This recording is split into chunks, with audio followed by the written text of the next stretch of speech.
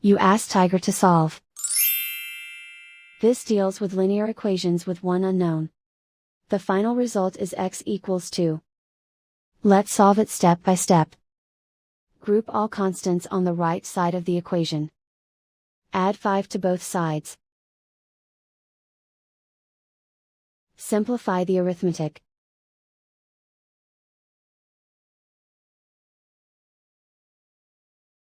Isolate the x. Divide both sides by -2.